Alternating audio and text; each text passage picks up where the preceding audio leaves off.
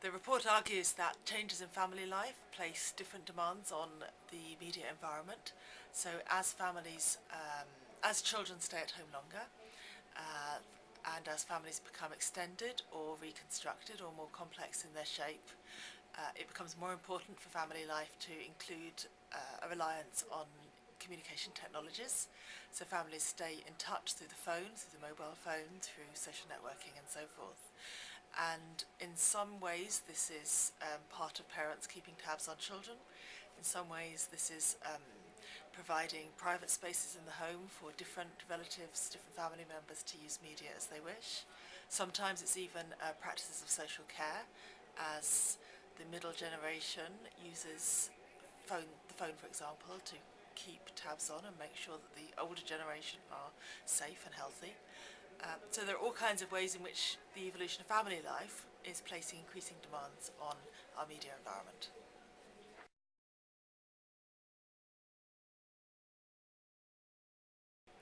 Yes, bedroom culture has been known about for quite a while, but with the explosion in personal provision and ever cheaper provision of televisions, video games, phones, music players and so on, parents have been increasingly equipping their children's bedrooms with media so that children's bedrooms become not just a place of refuge or a place of escape from family life, but especially a heavily mediated place where children can enjoy their own particular tastes and interests, and they're often places of experimentation with identity, a chance to explore different tastes and different lifestyles that gives children some independence from the family, and indeed parents some space apart from children.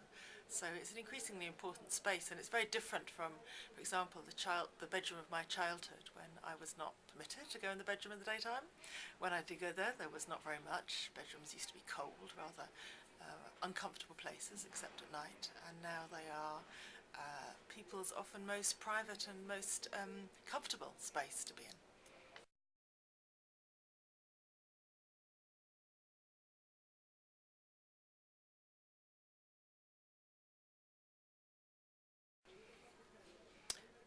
I think it's undoubtedly the case that television screens and other media have more images of violence than they used to, and there are many legitimate concerns that children's lives are more heavily surrounded by images of violence, images of sexuality, commercial pressures. On the other hand, we don't want to cocoon children in cotton wool. We need them to have a chance to learn about the world they live in, and the world they live in is, in fact, often violent, highly sexualized, and full of commercial pressures. So there's a difficult balancing act, and one of the concepts I like from Vygotsky, can I have a concept in here?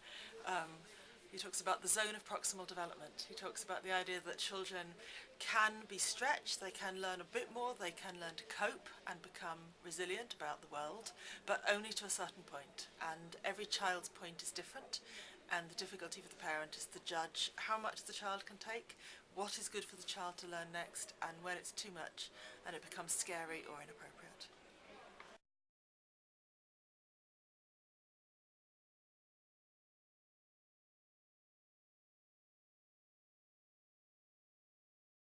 Parents.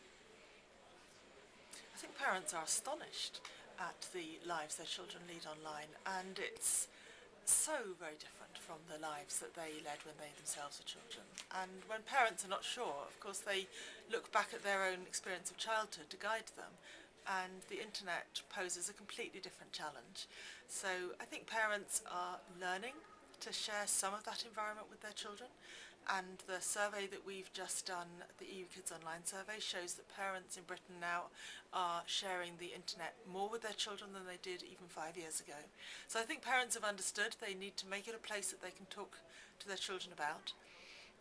But at the same time, many parents are uncertain, they lack the skills, they feel it's a thing for young people, not necessarily for them. So there are lots of worries.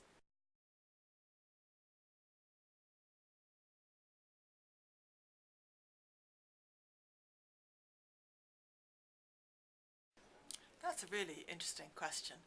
Um, the media environment is shaped by lots of different actors, and of course parents and children play a key role in deciding how media are used, but so do the providers, so does the government, and there are lots of other children's welfare agencies that also have a role to play, and of course teachers and schools.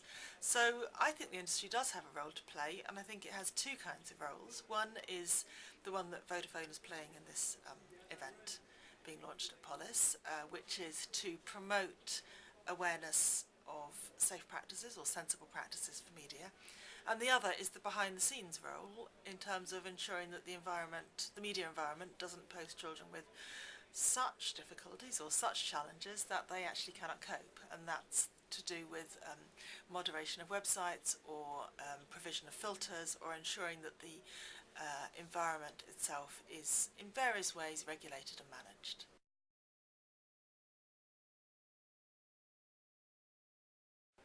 I think we should stop thinking about controlling children and think instead about providing them with positive opportunities and guidance on sensible ways to behave online. When we think about controlling them, putting walls around them, placing restrictions on them, children often become evasive, they seek their own privacy, they don't want to be monitored, and so their behaviour becomes rather unpredictable and in some ways secretive or deceptive. So let's think instead about the positive things we'd like children to do online, direct them towards those opportunities, and think about ways of supporting them or guiding them so that they don't encounter so many of the risks.